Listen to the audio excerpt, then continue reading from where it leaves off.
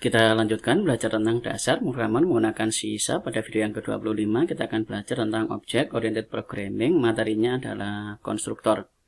Kita ke VS Code-nya.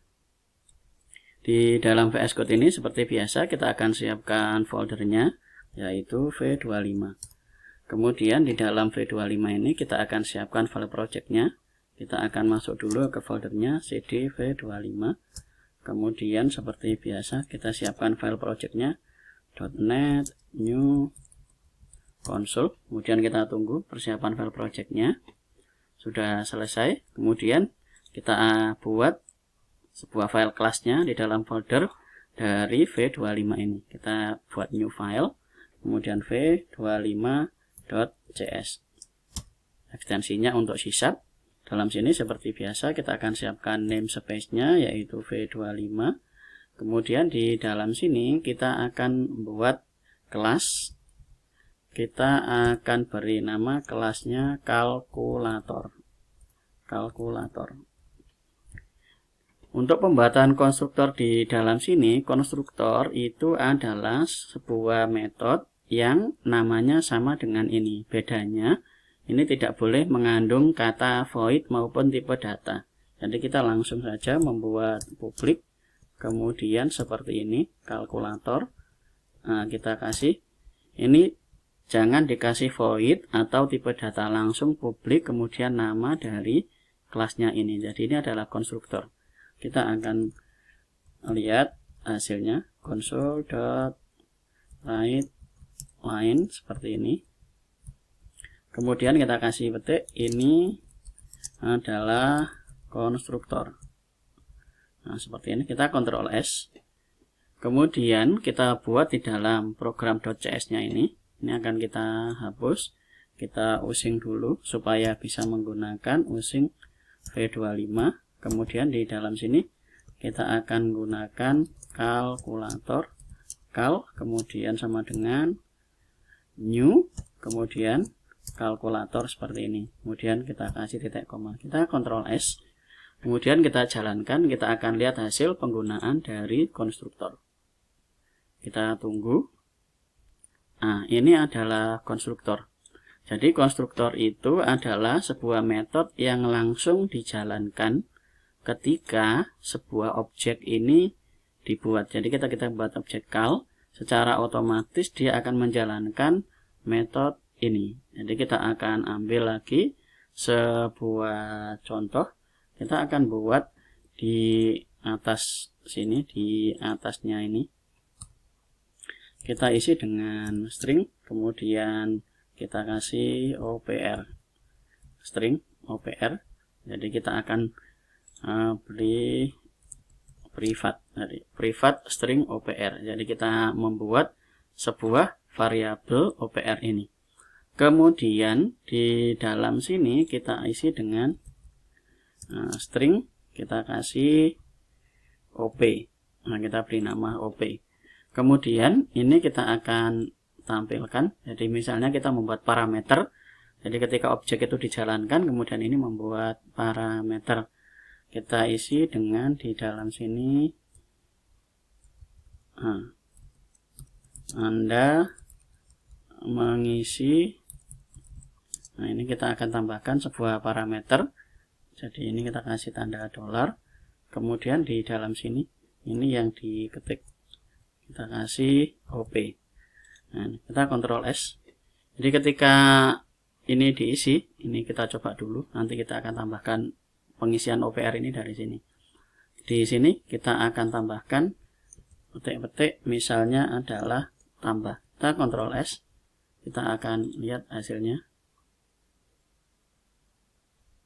Nah, ini Anda mengisi plus. Jadi plus ini diisi dari sini. Jadi kita memasukkan parameter yang nilainya menggunakan plus. Jadi di dalam sini plus ini diisi ke dalam sini. Kita akan coba isi ini ke dalam sini. Kita akan tambahkan. Jadi kita isi OPR sama dengan OP.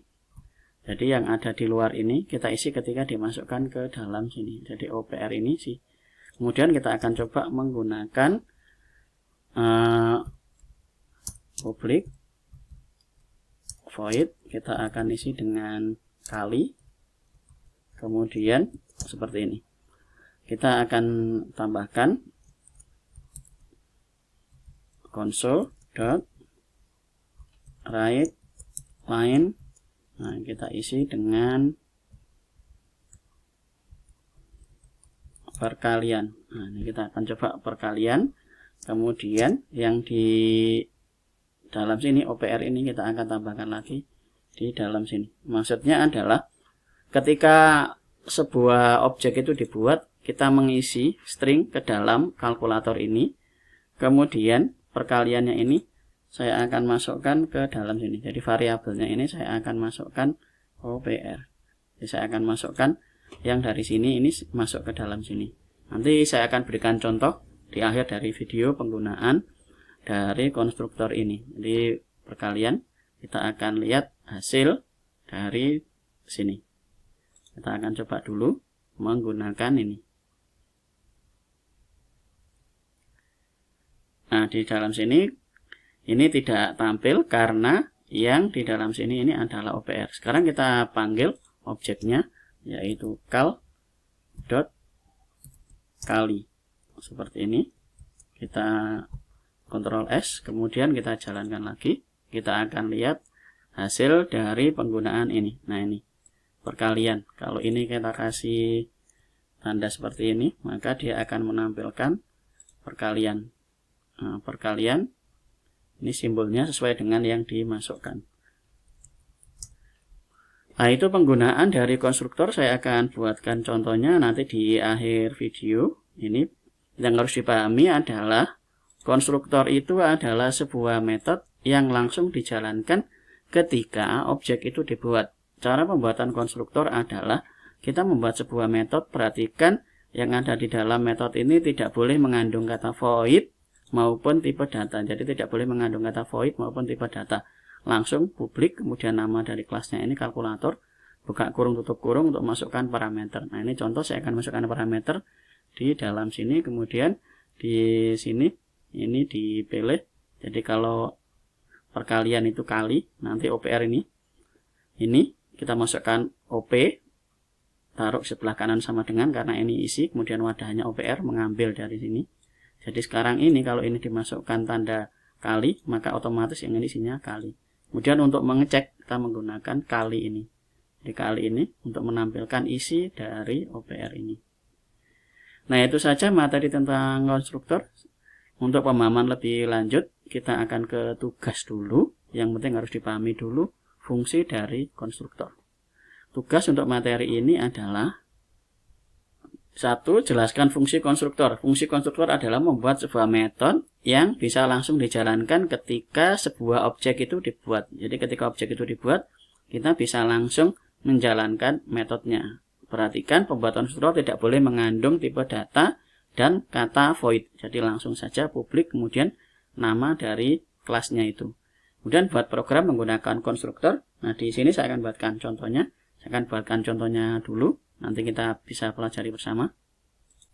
Ini adalah contohnya. Di sini saya membuat kelas kalkulator, kemudian ada metode untuk memasukkan nilai. Di sini saya membuat sebuah properti atau variabel build 1 dan build 2 ini di privat. Kemudian ini ada parameter yang masukkan ketika konstruktor dijalankan. Jadi A ini akan disimpan di dalam build 1, kemudian B di dalam build 2. Berikutnya, sini saya membuat sebuah metode hitung. Kemudian di sini ada char. Di sini ada variabel namanya OPR. Kemudian ada variabel hasil. Di sini di switch pilihan. Kalau OPR-nya plus, maka hasil sama dengan build 1 plus build 2. Kalau ininya minus, hasil sama dengan build 1 minus build 2. Kalau kemudian ini bintang, hasil sama dengan build 1 kali build 2. Kemudian kalau ini bagi, maka hasil sama dengan build 1 dibagi build 2. Kemudian default, jadi kalau pilihannya salah, dia akan mengembalikan hasilnya adalah 0. Di luar dari switch pilihan ini, saya meletakkan hasil, jadi return hasil. Jadi hasil ini diletakkan di luar dari switch-nya ini.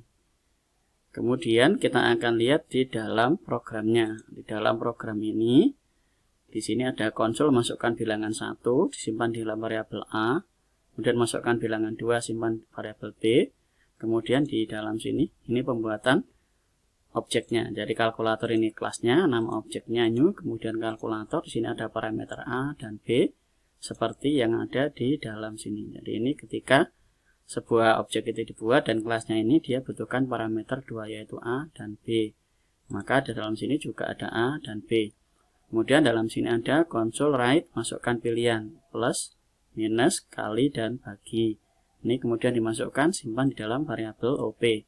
Nah, di dalam OP ini kemudian ini ada tampilan saja. Di sini OP-nya akan jalankan ini kal, hitung, OP. Jadi OP ini pilihannya di dalam sini sesuai dengan yang ada dalam OPR ini. Kalau ininya plus, maka dia akan memilih yang plus. Kalau ininya minus, dia akan pilih yang minus. Kalau ininya kali, maka dia akan pilih yang kali. Kalau ininya bagi, maka dia akan pilih bagi.